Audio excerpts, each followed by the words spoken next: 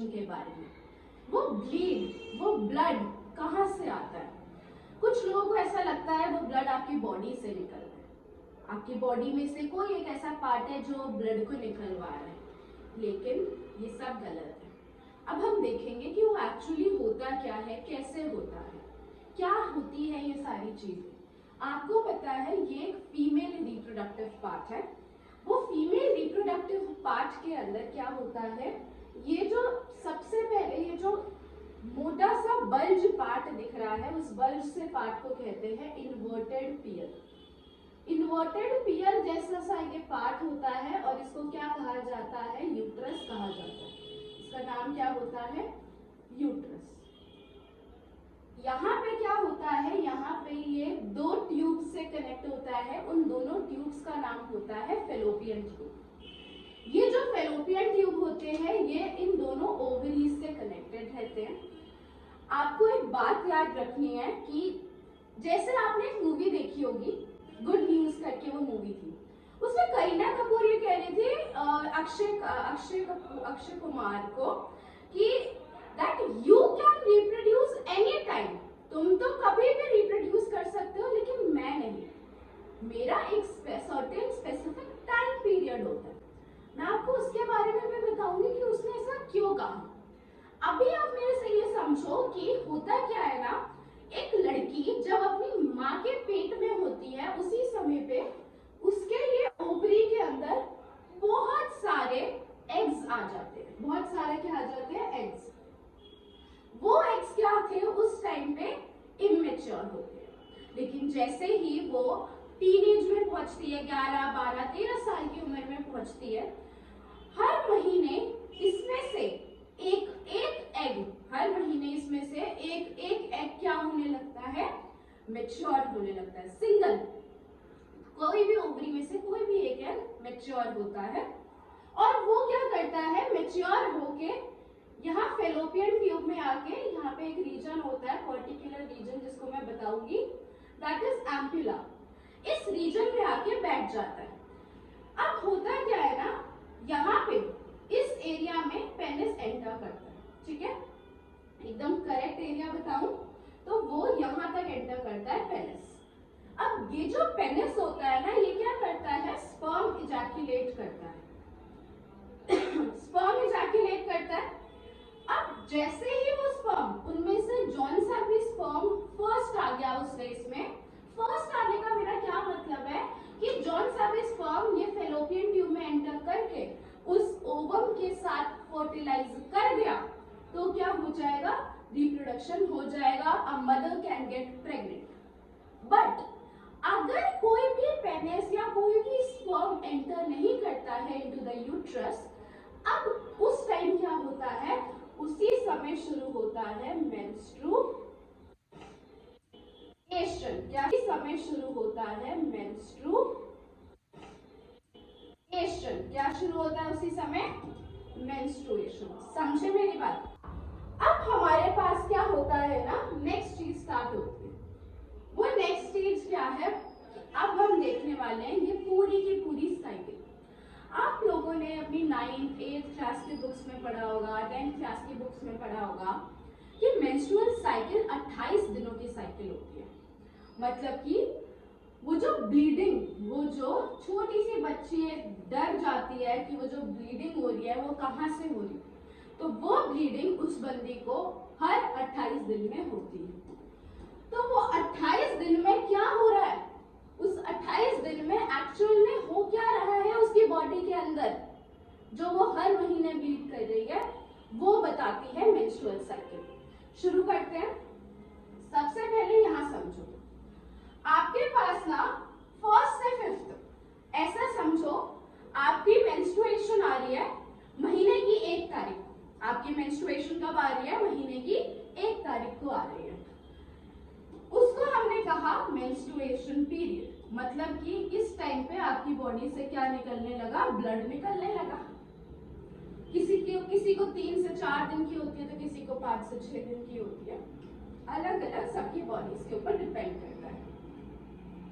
अब देखो होता क्या है। सबसे पहले डाउट मैं आपका ये क्लियर कर दूं कि ये ब्लड आ कहां से रहा है। तो ये ब्लड आपका बॉडी में से कहीं से नहीं आ रहा, ये ब्लड आपका आपके यूट्रस की ये जो सबसे अंदर की लाइनिंग होती है, जिस लाइनिंग को कहा जाता है एंडोमेट्रियम लाइनिंग, उस लाइनिंग को क्या कहा जाता है? Endometrium lining. उसी लाइनिंग के फटने की वजह से आपकी बॉडी में से ब्लड निकलता है, आपके यूट्रस में से ब्लड निकलता है। वो एंडोमेट्रियम लाइनिंग क्या करती है? रप्चर होती है, फटती है, और जितनी भी साथ ही में यूट्रस के अंदर ब्लड वेसल्स होती है वो भी फटती है। ये बात याद रखना। आप लोगों को पता होगा, सुना होगा कि क्रैम्प्स पड़ रहे हैं, मेरे पेट में दर्द हो रहा है। ऐसा क्यों होता है? क्योंकि वो लाइनिंग फट रही है, वहां से खिंच रही है, तो ऑफ कोर्स क्या करेगी वो? आपके पेट में दर्द कराएगी। अब क्या हुआ? अब जैसे ही ब्लड खत्म हुआ, ब्लीडिंग बंद हुई, ब्लीडिंग बंद होने के बाद एक फेज आता है जिसको कहते हैं फॉलिकुलर फेज। ये जो फॉलिकुलर फेज रहता है ना, ये उसके बाद के एक और हफ्ते तक के लिए रहता है। इसके अंदर होता क्या है ये समझो। फॉलिकुलर फेज क्या करवाता है? बेसिकली ना, हमारे पास यूट्रस के अंदर क्या हुआ था? वो ओवम था, लेकिन वो ओवम फर्टिलाइज नहीं हुआ क्योंकि कोई भी स्पर्म एंटर नहीं करा।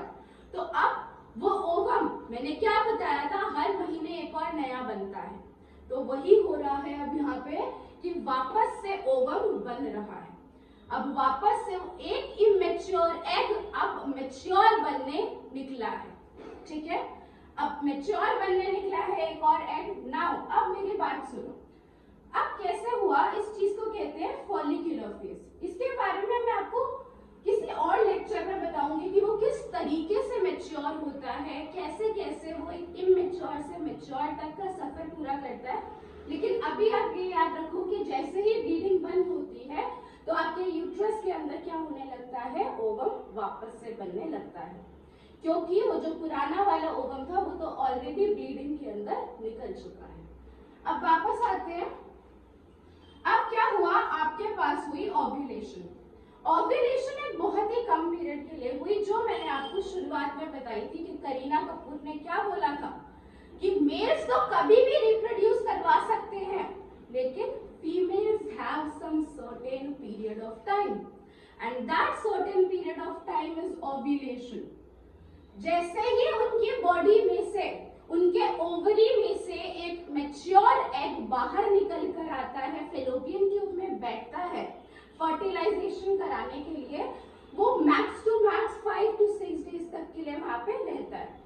अब जैसे ही वो वहां पे रहा, मैक्स बोले minimum can be 2 to 3 to 4। अब जैसे ही वो हमारे बॉडी के इस एरिया में आ गया, कौन सा एरिया? इस एरिया में जैसे ही वो आके बैठ गया, now it is ready to fertilise. अब वो क्या है? अब वो रेडी हो गया है फर्टिलाइजेशन को करवाने के लिए। अब आओ मेरी बात वापस सुनो। इसकी भी कैपेसिटी होती है, ये पूरा टाइम फर्टिलाइजेशन नहीं करा सकता। As I just told you, 2 से 3 दिन, 3 से 4 दिन, दैट्स इट। अब ये डिजेनरेट होना मतलब अब इसका वापस से एफिशिएंसी खत्म, इसका इंपॉर्टेंस वापस से खत्म। अब क्या आने लगेगा? अब हमारे बॉडी के अंदर ना हमारे बॉडी के अंदर क्या होता है? एक कॉर्पस ल्यूटियम बनता है। ये कॉर्पस ल्यूटियम कैसे बनता है याद रखना। ये कॉर्पस ल्यूटियम क्या काम करता है? ओवम होता है ना, ओवम की जो सबसे बाहर की लाइनिंग होती है जिसको कहते हैं ग्राफियन फॉलिकल, वही ग्राफियन फॉलिकल आपकी क्या बनाती है? दिस कॉर्पस ल्यूटियम बनाती है। वही क्या बनाती है? कॉर्पस ल्यूटियम बनाती है। ये बात अच्छे से याद रखना, ठीक है? ग्राफियन फॉलिकल रप्चर होती है और आपका मैच्योर एकदम एग बनता है और फर्टिलाइजेशन ट्यूब में आके बैठता है, और ओवरी के अंदर कौन रह जाता है? कॉर्पस ल्यूटियम बन जाता है ग्राफियन फॉलिकल से। ये कॉर्पस ल्यूटियम का क्या काम होता है कि जैसे ही वो इंतजार में बैठा होता है कि जैसे ही कोई स्पर्म आके मेरे भाई ओवम के साथ फर्टिलाइज करेगा, वैसे ही मैं क्या करूंगा? यूट्रस में जाके बिछ जाऊंगा और बेबी को सपोर्ट दूंगा। क्लियर है? इसका काम होता है बेबी को सपोर्ट देने का। लेकिन ना ही कोई फर्टिलाइजेशन हुआ ना ही ओवम का कोई काम आया, तो अब क्या कॉर्पस ल्यूटियम का कोई काम आएगा? बिल्कुल भी नहीं आएगा। तो कॉर्पस ल्यूटियम का भी अब काम खत्म हो गया। अब क्या होता है, ल्यूटियल फेज स्टार्ट होता है। अब क्या फेज स्टार्ट होता है आपका? Luteal phase. ये ल्यूटियल फेज के अंदर क्या होता है, सारी की सारी चीजें प्रिपेयर होने लगती हैं। यूट्रस प्रिपेयर होने लगता है मेंस्ट्रुअल ब्लड के लिए।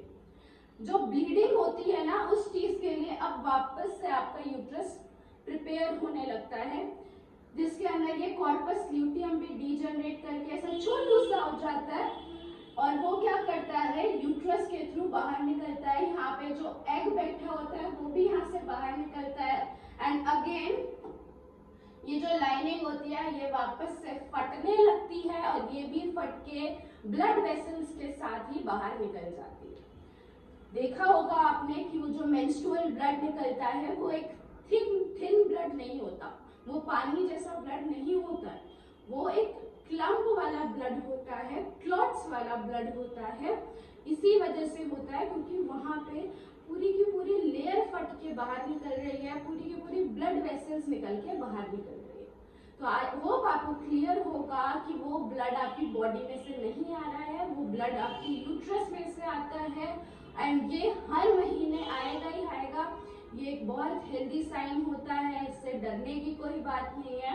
एंड अगर ये नहीं आ रहा है तो the possible chance can be pregnancy, कि आपका जो ओवम है वो फर्टिलाइज हो चुका है, एंड इसी वजह से अब ब्लड आपका शेड नहीं करेगा फॉर नेक्स्ट 9 months।